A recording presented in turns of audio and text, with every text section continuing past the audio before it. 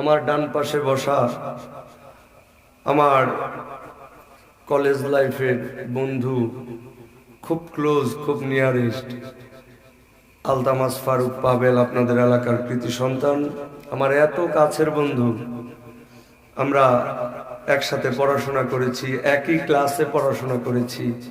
আমি আলতামাস ফারুক পাবেলের বাড়িতে কত থাকছি, বন্ধু আমার বাড়িতে কত গেছে। আমার বন্ধু আমার পাশে বসা, আল্লাহরই খাস মেহেরবানি। এই ঈদগার খতিব আমি, এই ঈদগার সাধারণ সম্পাদক আমার বন্ধু।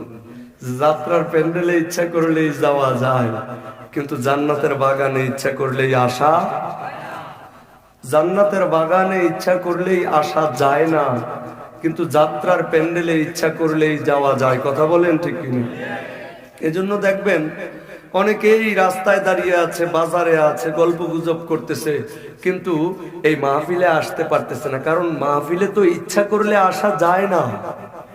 এই মাহফিলে আসতে হলে আল্লাহ পাকের পক্ষ থেকে কবুলিয়াত দরকার, কবুলিয়াত দরকার।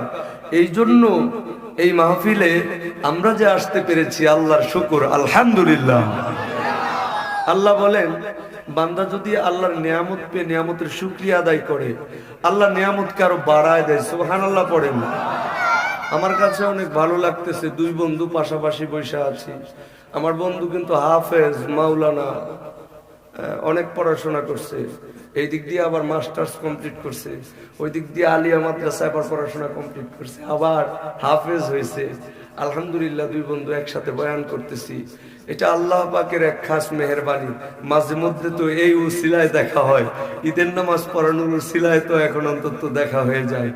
তো বলতেছিলাম, এটা আল্লাহ পাকের খাস এক মেহেরবানি যে আল্লাহ যাকে তাকে জান্নাতের বাগানে কবুল করেন না।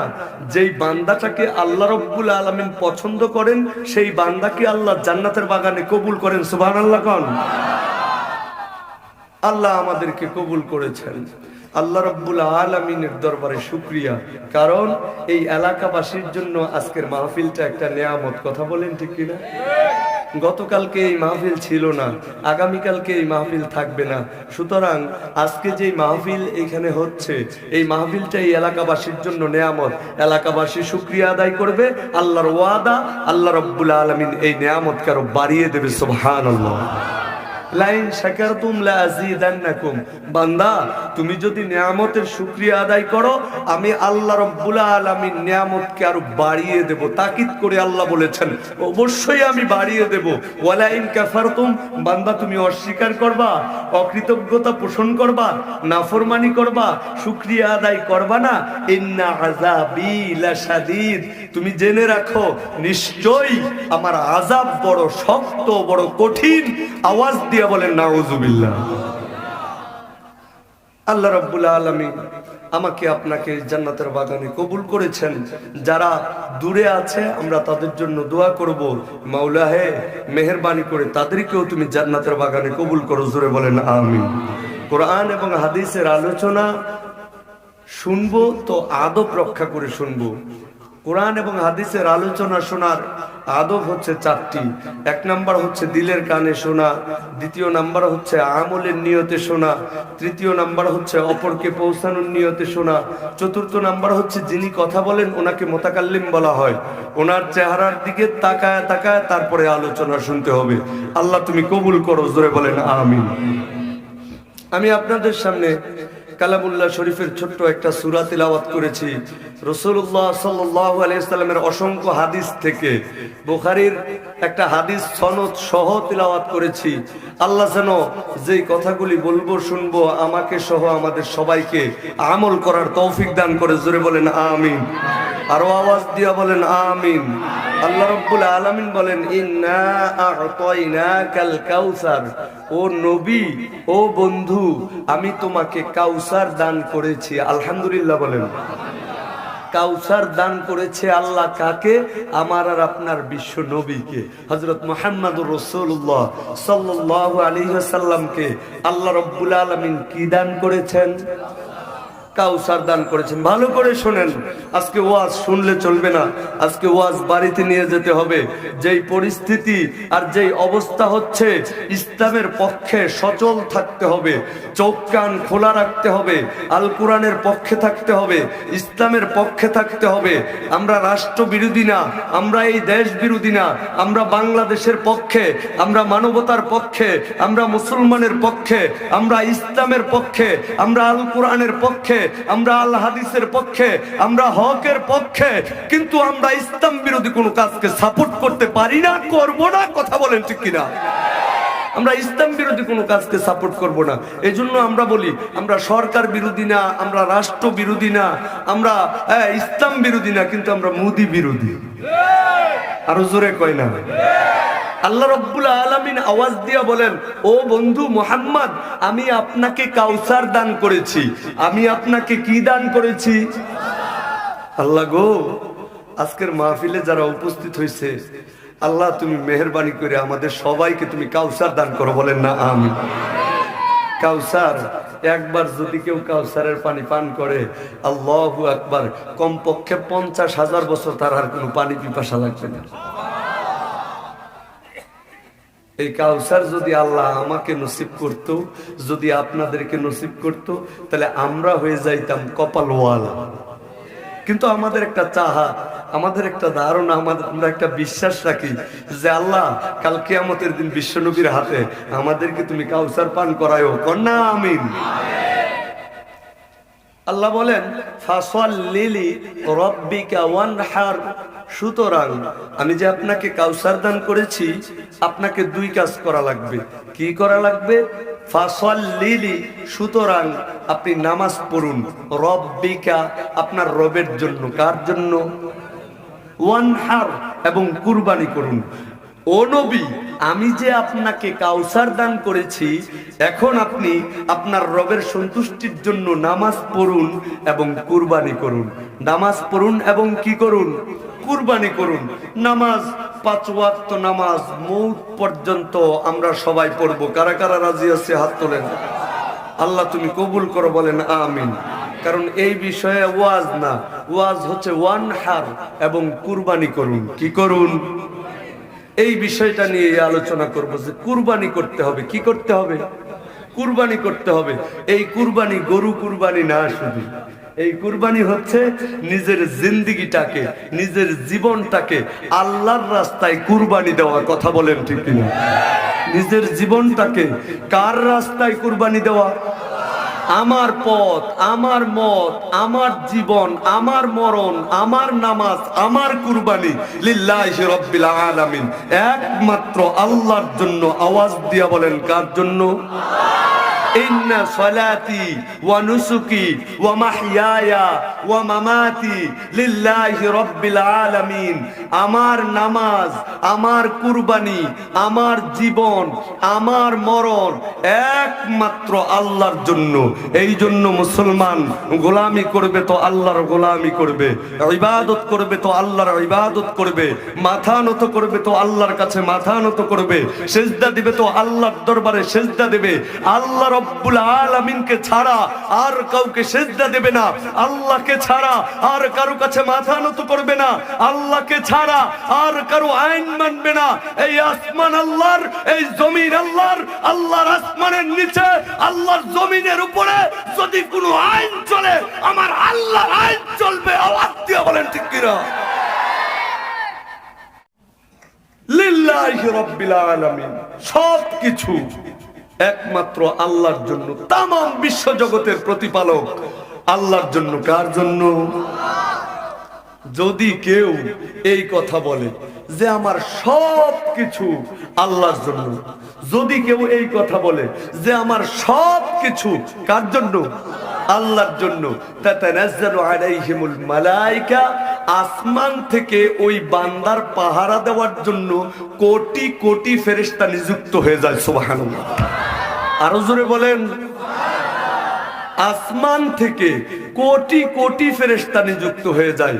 কেউ যদি বলে যে আমার সব কিছুর মালিক একমাত্র আল্লাহ, আমার পালনেওয়ালা আল্লাহ, আমার রিজিক দাতা আল্লাহ, আমার মালিক আল্লাহ, ইন্নাল্লাযীনা ক্বালু রাব্বুনাল্লাহ সুম্মা ইসতাকামু তাতানাজ্জালু আলাইহিমুল মালায়েকা।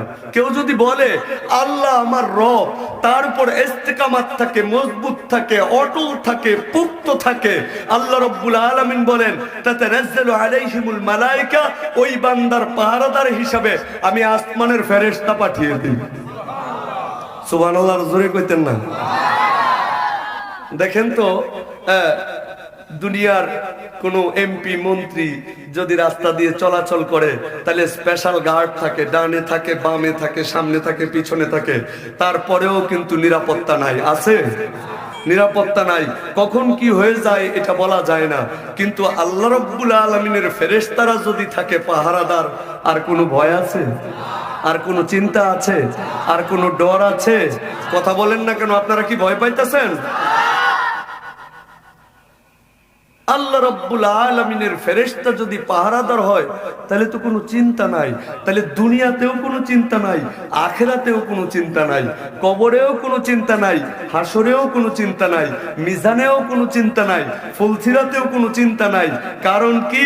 কারণ আসমানের ফেরেশতারা দুনিয়াতেও ছিল আমার আর আপনার বন্ধু, কবরে, হাসরে, মিজানে, ফুলসিরাতে, সব জায়গায় ফেরেশতারা হবে আমার আর আপনার বন্ধু। চিল্লায় বলেন সুবহানাল্লাহ। এই জন্য আল্লাহ বলেন, ও বন্ধু, সুতরাং আপনি আপনার রবের সন্তুষ্টির জন্য নামাজ পড়ুন এবং কুরবানি করুন। নামাজ পড়ুন এবং কুরবানি করুন। ওয়ানহার, আমার জিন্দেগিটা কুরবানি একমাত্র আল্লাহর জন্য। আমার জিন্দেগিটা কুরবানি আল্লাহর রসুলের জন্য। আমার জিন্দেগিটা কুরবানি আল্লাহর রসুলের আদর্শের জন্য। আমার জিন্দেগিটা কুরবানি আল্লাহর রসুলের মহাব্বতের জন্য। আমার জিন্দেগিটা কুরবানি আল্লাহর রসুলের সুন্নাত প্রতিষ্ঠা করার জন্য। আমার জিন্দেগিটা কুরবানি আল্লাহর রসুল যেই রক্তমাখা দিন রেখে গেছেন ওই দিনের মেহনত করার জন্য। আমার জিন্দেগিটা কুরবানি আল্লাহর রসুলের দিনকে দুনিয়ার বুকে বিজয়ী করার জন্য। আমার জীবনও যদি চলে যায় কোনো সমস্যা নাই, কিন্তু আল্লাহর রসুলের মহাব্বতে আমি আমার জিন্দেগিটা বিসর্জন দিতে কোনো কুণ্ঠাবোধ করব না। কারা কারা রাজি আছেন হাত তুলে দেখান। আল্লাহ কবুল করুক। আওয়াজ দিয়ে বলেন আমিন।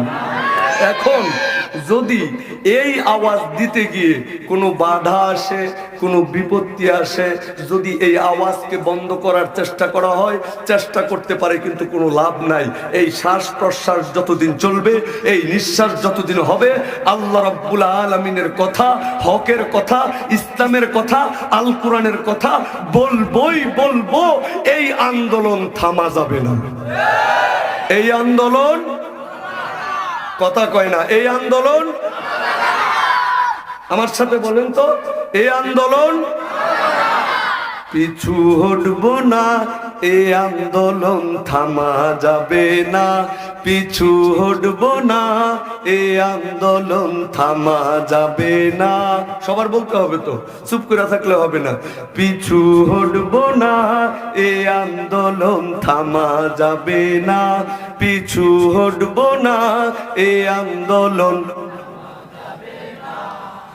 যতই করো হামলা মামলা, যতই মারো বুলেট বোমা, যতই মরো হামলা মামলা, যতই মারো বুলেট বোমা, ওই বিদেশি টাকার গুতায় যতই করো বাহানা, এ আন্দোলন থামা যাবে না। পিছু হটবো না। এ আন্দোলন থামা যাবে না। পিছু হটবো না। এ আন্দোলন, যাও মুজাহিদ যাও এগিয়ে, সম্মুখে কদম বাড়াই, নেতা তোমার সামনে আছে, পীর সাহেব চরমোনাই। যাও মুজাহিদ যাও এগিয়ে, সম্মুখে কদম বাড়াই, নেতা তোমার সামনে আছে, পীর সাহেব চরমোনাই। ক্ষুধাদ্রোহীর সঙ্গে যেজন আপোষ করতে জানে না, এ আন্দোলন থামা যাবে না। পিছু হটবো না। এ আন্দোলন থামা, আরে যতই করো হামলা মামলা, যতই মারো বুলেট বোমা, যতই করো হামলা মামলা, যতই মারো বুলেট বোমা, ওই বিদেশি টাকার গুতায় যতই করো বাহানা, এ আন্দোলন থামা যাবে না, পিছু হটবো না, এ আন্দোলন থামা যাবে না। ও মুসলমান আল্লাহর গোলাম, আল্লাহর রসুলের সুন্নত, যদি সুন্নত নিয়ে কোনো কথা আসে, আল্লাহর রসুলের আদর্শ নিয়ে যদি কোনো কথা আসে, যদি ইসলাম বিদ্বেষী আওয়াজ উঠে, যদি ইসলামকে ধ্বংসের পায়তারা করা হয়, যদি আল কোরআনকে ধ্বংসের পায়তারা করা হয়, যদি মুসলমানদের উপর আঘাত আসে, যদি ইসলামের উপর আঘাত আসে, আর পীর সাহেব চরমোনাই যদি বাংলার এক প্রান্ত থেকে এক আওয়াজ দেয়, ওই আওয়াজে সাড়া দিতে মাথার পাগড়ি মাথায় বাঁধবো, রক্ত দেব, জীবন দেব, ইসলামের পক্ষে, আল কোরআনের পক্ষে লড়াই করেই যাব, করেই যাব। আওয়াজ দিয়ে বলে ঠিক কিনা? বলতেছিলাম আল্লাহ রাব্বুল আলামিন বলতেছে ওয়ানহার ফাসাল্লি রাব্বিকা ওয়ানহার। ও বন্ধু, আপনি নামাজ পড়ুন, কুরবানি করুন। বুঝা গেল যদি কোনো আল্লাহর বান্দা নামাজ পড়ে আর কুরবানি করে, ওই বান্দাকে আল্লাহ রাব্বুল আলামিনের বন্ধু মুহাম্মদুর রাসূলুল্লাহ সাল্লাল্লাহু আলাইহি ওয়াসাল্লাম কাল কিয়ামতের দিন হাউজে কাউসারের পানি পান করাইবেন। সুবহানাল্লাহ। সুপারিশ তো ওনার আগে কেউ করতে পারবে না, কারণ সুপারিশ আল্লাহ রাব্বুল আলামিনের পক্ষ থেকে সর্বপ্রথম অনুমোদন যিনি পাবেন, ওনার নাম মুহাম্মাদুর। ওনার আগে আর কেউ সুপারিশ করতে পারবে না। খুব খেয়াল করে শুনবেন, আল্লাহ রাব্বুল আলামিন কিয়ামতের ময়দান যখন কায়েম হবে, আল্লাহ আল্লাহু আকবার, আল্লাহু আকবার, অর্ধহাত উপরে সূর্য চলে আসবে, অর্ধহাত উপরে সূর্য চলে আসবে, মাথার মগজগুলি ঠাস ঠাস ঠাস ঠাস করে আল্লাহু আকবার ফেটে যাবে, মাথার মগজ গলে গলে পায়ের পাতা দিয়ে পড়তে থাকবে। এইরকম একটা বিভীষিকাময় অবস্থা, এইরকম একটা ভয়ঙ্কর অবস্থা, এইরকম একটা ভয়ঙ্কর মুহূর্তে সমস্ত মানুষগুলি উপরের দিকে নজর করে থাকবে আর ডাক দিয়ে বলতে থাকবে, আমার কি হবে, আমার কি হবে, আমার কি উপায় হবে। এই আওয়াজগুলি প্রত্যেকটা মানুষ দিতে থাকবে, আল্লাহ আমার কি অবস্থা হবে।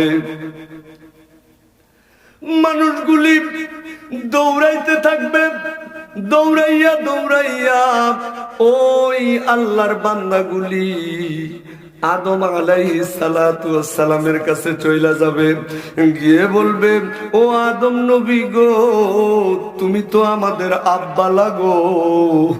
আদম নবী আমগর কি লাগে?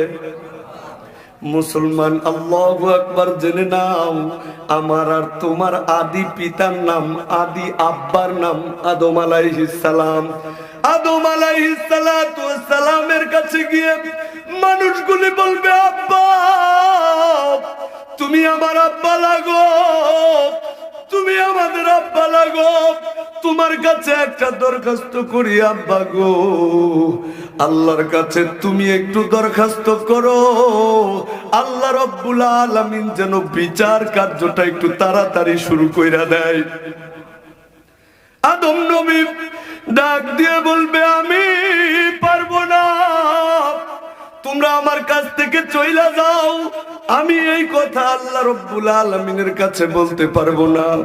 মানুষগুলি দৌড়াইয়া দৌড়াইয়া আল্লাহু আকবার হযরত নূহ নবীর কাছে চইলা যাবে। নূহ নবীর কাছে গিয়ে বলবে, নবী গো, নবী আল্লাহর কাছে আপনি একটু দরখাস্ত করেন, আল্লাহ রাব্বুল আলামিন যেন বিচার কার্যটা একটু দ্রুত শুরু করিয়া দেয়। নূহ নবী ডাক দিয়ে বলবে, আমি পারবো না, তোমরা আমার কাছ থেকে চইলা যাও। আল্লাহু আকবার। মানুষগুলি দৌড়াইয়া ইব্রাহিম আলাইহিস সালাতু ওয়াস সালামের কাছে চইলা যাবে, গিয়ে বলবে, ইব্রাহিম নবী গো, তুমিও তো আমাদের আব্বা, মুসলমানদের জাতির পিতার নাম ইব্রাহিম আলাইহিস সালাতু সালাম। আল্লাহু আকবার বলবে, ও ইব্রাহিম নবী, আল্লাহ রাব্বুল আলামিনের কাছে তুমি একটু দোয়া, একটু রিকোয়েস্ট করো, আল্লাহ যেন বিচার কার্যটা একটু তাড়াতাড়ি শুরু করিয়া দেয়। ইব্রাহিম নবী ডাক দিয়ে বলবে, আমি পারবো না, তোমরা মূসা নবীর কাছে চলে যাও। মূসা নবী তো কালামুল্লাহ, আল্লাহর সাথে কথা বলতো। মূসা নবীকে আল্লাহু আকবার কালামুল্লাহ বলা হইতো।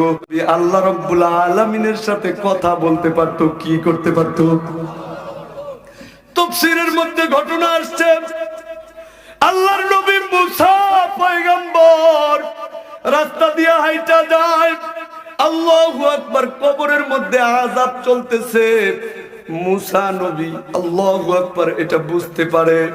উনি ওনার কাজ কমপ্লিট করার পর আবার এই রাস্তায় বাড়িতে যখন ব্যাক আসে, তখন আল্লাহু আকবার দেখে কবরের মধ্যে আর কোনো আযাব নাই। মূসা নবী তো কালামুল্লাহ, আল্লাহর সাথে কথা বলতে পারতো। আল্লাহ রাব্বুল আলামিনের কাছে ডাক দিয়ে জিজ্ঞাসা করলো, আল্লাহ, যাওয়ার সময় দেখলাম কবরের মধ্যে আযাব হচ্ছে, আসার সময় আর দেখতেছি কবরের মধ্যে কোনো আযাব নাই, ঘটনাটা কি? আল্লাহ আল্লাহ রাব্বুল আলামিনের পক্ষ থেকে আওয়াজ আসলো, মূসা, ওই বান্দাটা ছিল নাফরমান বান্দা, পাপী বান্দা, গুনাহগার বান্দা। গুনাহ করার কারণে, আমি আল্লাহর নাফরমানি করার কারণে, পাপ করার কারণে তার কবরের মধ্যে আযাব হচ্ছিল, কিন্তু কবরের আযাব বন্ধ হয়ে গেছে, একটা ঘটনা ঘটে গেছে। কন্যা সুবহানাল্লাহ। মূসা পয়গম্বর জিজ্ঞেস করার পর আওয়াজ আসলো, ও মূসা, লোকটা ছিল পাপাচার, যার কারণে তার কবরের মধ্যে আযাব হচ্ছিল, কিন্তু লোকটা যখন দুনিয়া থেকে বিদায় হয়ে যাবে, দুনিয়া থেকে বিদায় হওয়ার পূর্ব মুহূর্তে তার স্ত্রীকে সে বলে আসছিল, ও বিবি, তোর গর্ভে আমার যে সন্তান, এই সন্তান যখন দুনিয়ায় ভূমিষ্ঠ হবে, ভূমিষ্ঠ হওয়ার পর তাকে ইসলামী শিক্ষায় শিক্ষিত করিস। এই কথা বলিয়া আল্লাহু আকবার, আমার ওই বান্দা দুনিয়া থেকে বিদায় হয়ে গেছে। যেহেতু দুনিয়াতে সে আমার নাফরমানি করেছে, পাপ করেছে, অন্যায় করেছে, গুনাহ করেছে, তার কবরের মধ্যে আযাব হচ্ছিল। ওই দিক দিয়া ওই মহিলা তার সন্তান ভূমিষ্ঠ করলো। সন্তান ভূমিষ্ঠ করার পর এই মহিলা আল্লাহু আকবার, সন্তান যখন একটু একটু করে বড় হইল, এই সন্তানটাকে ওস্তাদের কাছে পাঠাইয়া দিল। ওস্তাদের কাছে ছোট্ট সন্তান যখন গেল, ওস্তাদ ডাক দিয়া বলতেছে, ও আমার ছাত্র, পড় বিসমিল্লাহির রহমানির রহিম। আমার সাথে একটু পড়েন, বিসমিল্লাহির রহমানির রহিম। ও মূসা পয়গম্বর, এই ছোট্ট বাচ্চাটা উস্তাদের কাছে পড়তেছে বিসমিল্লাহির রহমানির রহিম। আমি আল্লাহ রাব্বুল আলামিনের নাকি অনেক দয়া, আমি আল্লাহ রাব্বুল আলামিনের নাকি অনেক মায়া, আমি নাকি পরম করুণাময়, আমি নাকি অতিশয় দয়ালু। যেই বাচ্চা এখনো পাপ নেক বুঝে না, যেই বাচ্চাটা অবুঝ, এই অবুঝ বান্দা, অবুঝ ছোট্ট বাচ্চা, আমি আল্লাহ রাব্বুল আলামিনকে ডাক দিয়ে বলবে, আমি মাওলার অনেক দয়া, আর তার বাবার কবরের মধ্যে আমি আযাব দেব। আমি আল্লাহর শানের খেলা। যেই বাচ্চা আমি আল্লাহ রাব্বুল আলামিনকে দয়ালু বলল, এই বাচ্চাকে উসিলা বানাইয়া বাচ্চার বাবার কবরের আযাব আমি মাফ করে দিলাম। সুবহানাল্লাহ। মূসা নবীকে কালামুল্লাহ বলা হইতো। মানুষগুলি মূসা নবীর কাছে গিয়ে বলল, মূসা নবী গো, আল্লাহর কাছে আপনি একটু দরখাস্ত করেন, আল্লাহ রাব্বুল আলামিন যেন বিচার কার্যটা একটু তাড়াতাড়ি শুরু করিয়া দেয়। মুসা নবী ডাক দিয়ে বলল আমি পারবো না, তোমরা ঈসা রূহুল্লাহর কাছে যাও।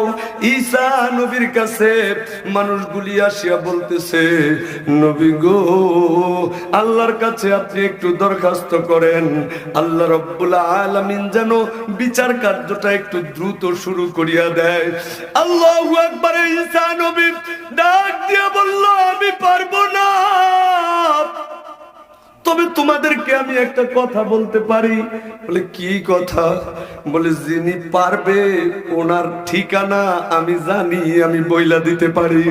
আল্লাহু আকবার। মানুষগুলি পাগল পাড়া হইয়া ডাক দিয়ে বলবে, ও ঈসা নবী, আপনি তাহলে বইলা দেন কে পারবে, কে পারবে? আল্লাহু আকবার। ঈসা নবী ডাক দিয়ে বলল, আখিরি জামানার পয়গম্বর মুহাম্মাদুর রাসূলুল্লাহ সাল্লাল্লাহু আলাইহি ওয়াসাল্লাম। মানুষগুলি গিয়ে এবার বিশ্ব নবীর কাছে চোখের পানি ছাড়িয়া দিয়া আল্লাহু আকবার ডাক দিয়ে বলবে, নবীজি গো, আল্লাহর কাছে আপনি একটু দরখাস্ত করেন, আল্লাহ রাব্বুল আলামিন যেন বিচার কার্যটা একটু দ্রুত শুরু করিয়া দেয়। আমার নবীকে বলতে দেরি। আল্লাহু আকবার, আল্লাহু আকবার। আমার নবীজিকে বলতে দেরি, আমার নবীজি সিজদায় পড়তে দেরি হবে না।